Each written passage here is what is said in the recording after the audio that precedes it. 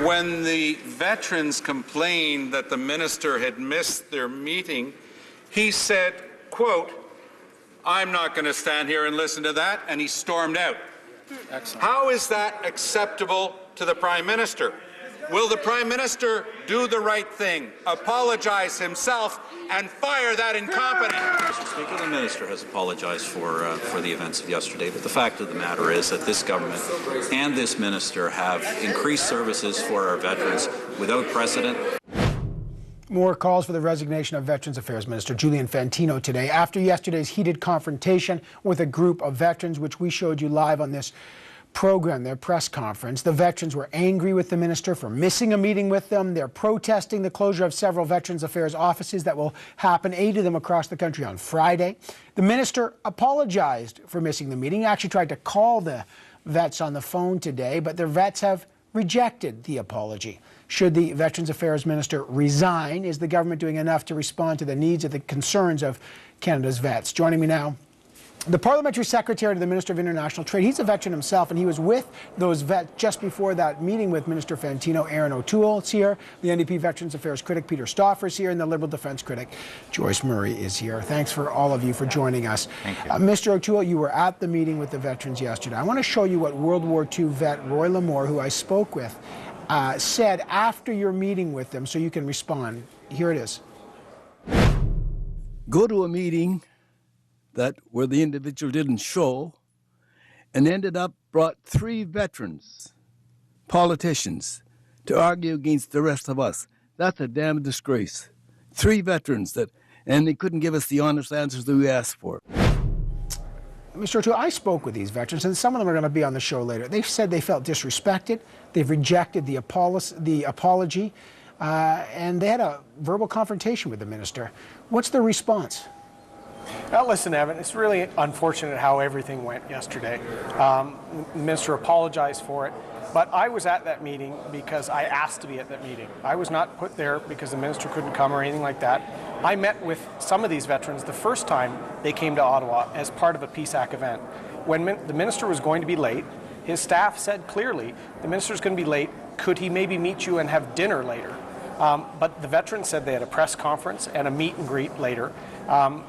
And it's too bad. The confrontation that happened later on was really too bad. But I do think it's important to state here that there was a series of scheduled events yesterday that some passionate veterans that I have a lot of respect for were at, but the entire day was orchestrated by the PSAC union, and they had a press conference to make and then a meet and greet with PSAC and didn't want to meet with the minister later. It's unfortunate he was late at Cabinet. But Mr. O'Toole, are you suggesting these veterans from Afghanistan, from World War II, are pawns of a union PR stunt? Evan, the original PSAC launch took place last year when the House wasn't sitting. They invited all MPs. I went. I happened to be in Ottawa. And I asked Mr. Clark a question at that event, which was essentially a media event by PSAC. And I said, how can we make this change impact you less? Because you have to remember, these offices don't deliver services to our veterans. We're expanding services. We need to do more and are trying to do more in mental health, a whole range of issues. The standalone offices are only access points. My area of Durham, and I said this to the veterans when I met with them last year, my area of Durham, which is larger than any of these 8 cities, has never had a Veterans Affairs officer. But under the new program, they have 4 offices. But hang on, listen, this is important. I've talked to these vets, and I'm going to ask them the same question. Are you suggesting that their concerns are not as valid as they're saying, because you're saying they're simply pawns of a union issue to protect union jobs, and that their concerns that they're here to voice, and that they did at that press conference, are not valid because what? Because they're part of an orchestrated union event? I think it would be important to ask for details on the day. Schedule, there was 2 press conferences. The only question there was 2 veterans in the room, the only question they had for us is, are you going to reverse the decision? And we said no. And then we wanted to discuss the new 17 offices we're opening for operational stress. We had somewhat of a positive discussion at times with all the veterans, including Mr. Clark, who a few months ago I phoned at home to tell him that we were keeping a Veterans Affairs official in the Service Canada office. There was a veteran there that has been accessing services online. So, you know, we had a bit of a discussion on how the offices themselves are only one way to access the benefits. The offices themselves, and it's important, Evan, don't deliver care. Okay, so I want to bring the opposition, but just quickly, will Minister Fantino step down or resign because of the way he treated those veterans? The minister apologized today for missing the original meeting and how the subsequent meeting went. But like I said, when his office asked to meet with them later, even to meet for dinner, they had a schedule they were following and said they couldn't meet him. They already had a press conference planned. So my impression, Evan, having worked on these issues since I left the Canadian Forces, working with veterans, is that they had that press conference planned and they already had their answer ready for the press conference. That's just my impression. Okay, well, I'll relay that to the vets in a minute. Mr. Stauffer, what's your take? Do you think Minister Fantino's apology is enough? Should it be accepted? Well, I'm not the one he's apologizing to. It is the veteran community themselves, and they're the ones who decide whether or not to accept an apology. I have to admit that I am pleased that the minister did apologize and understand that his actions were wrong yesterday. But as I said in the House of Commons today, Evan, in 16 and a half years as a member of Parliament, through 10 different Veterans Affairs ministers from 2 different political parties, yesterday was the lowest of the low. And that's why we today publicly asked for his resignation. What do you make of the fact when Mr. O'Toole says that this was essentially a union stunt? We've heard that from the Prime Minister today, and I've spoken to other Conservative members of Parliament who believe that in many cases this was staged by the PSAC. I remind the Conservatives that members of the military and RCMP and their families are not unionized, and it's also the job of a union to stand up for its members. But the reality is these individual veterans that were there yesterday spoke from the heart. They spoke from what they believed in. They were given no talking points from anyone. They specifically indicated what these closures would mean to them and their families. So it wasn't a so-called stunt by the union. The union assisted in getting them, there's no question, to Parliament Hill to discuss their concerns. But to indicate or even slant it in a way that this was the PSAC stunt is simply wrong. Joyce Murray, what's your take on this? Minister Fantino's apologized. Do you still think he should be fired? Well, as I've said earlier today, he did apologize, and then he apologized in the House as well. But Evan, I think really what's behind this has to do with the other part of your original question, which is the government listening and doing enough for veterans? And the answer is a resounding no. So not only are they not addressing the concerns, the very legitimate concerns veterans have had for months now with respect to services, with respect to pensions and those kinds of things. They've gone beyond betraying the veterans, they're now insulting them.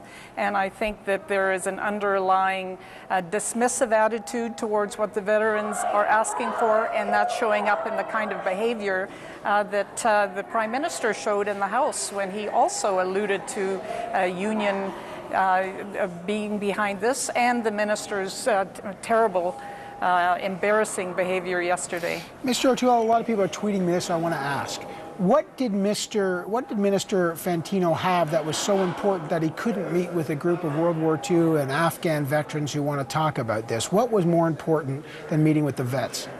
Evan, I understand that he had a committee of cabinet that he was presenting to, and the cabinet meeting went late. And that's what his office relayed when they made the offer in the room where I was with Mr. Hahn and Mr. Gill to push it back a little later and perhaps even have a dinner. And it was rejected because they couldn't make it. They had the press conference and a meet and greet. And should the minister have handled this differently? I mean, we've seen the videotape. It escalates. He said, "Don't point your finger at me." He walked out of the meeting. And I understand these vets were very passionate about this, and there was a lot of emotion there. By the same token, do you think Minister Fantino handled the veterans' concerns in a way that was appropriate? Listen, Evan, I saw the clip of the confrontation. There were passions. Certainly, I know the veterans. They expressed them to us. I've talked to some of them at the original PSAC event. I met one of them in Brandon, who was also doing stuff related to these issues. I understand passions. What we're trying to say is we're not only trying to provide more service, we're trying to evolve it to do it in a better way. But did the minister handle the passion fairly? I think he shouldn't have at that point gone and seen them just before the press conference. But like I said, he did try and have a later meeting with them, but I didn't get the sense, sincerely, Evan, that there really was much that they wanted to talk about. They wanted a yes or no answer, and they had a press conference already scheduled. So it's disappointing, but he's still trying to reach out to them to say... But it sounds like Aaron's blaming the veterans. It ended up Evan? in a bad way. Are we hearing the veterans being blamed now for that situation? I mean, from what I saw, Minister Fantino's behavior was unworthy of any elected member of Parliament and disrespectful to the veterans. And so for now us to hear a rationalization makes things worse in my view. At the first event, I mentioned yesterday... I got 10 seconds here. I spoke to Mr. Clark at the first event, and he said, we need somebody that has veterans training in the Service Canada in Sydney. I spoke to Minister Fantino about that, and he made that happen. So as of next week, there will be a trained VA caseworker in Sydney. Right. So he has been listening, and we're going to continue to listen. A lot of words and no action. Aaron O'Toole, Peter Stauffer, and Joyce Murray, I appreciate your time today. We will speak with those veterans, get their take on what's next here. And of course, we're watching the situation on Friday as well when these closures are set to take place. I always appreciate the three of you coming on the program. Thanks. Thank you. Thank you very much. Thank you. Coming up on Power and Politics, Trudeau is not in favor of abolishing the Senate right now. He thinks that will open up a constitutional can of worms, but he is in favor of abolishing Liberal senators. He's kicked them out of the caucus, and now they're independent. What does the Power panel think of that? And the vet story, Powers, Capstick, Silver, and Vastel are next. Stay with us. We know that seconds count on big stories. You have to be quick, but you have to be right. We don't scramble to get back in the newsroom. We're on the air, ready to go. Ian Hannah-Mansing, tonight, starting at 8 Eastern, 5 Pacific, on CBC News Network. Marcus is full of energy. He's always been the happiest kid that I've ever seen. When Marcus was diagnosed with type 1 diabetes, I thought his life was going to be very difficult. Then we found a way to track his levels digitally, and I can send the information back and forth to his doctor. It's helped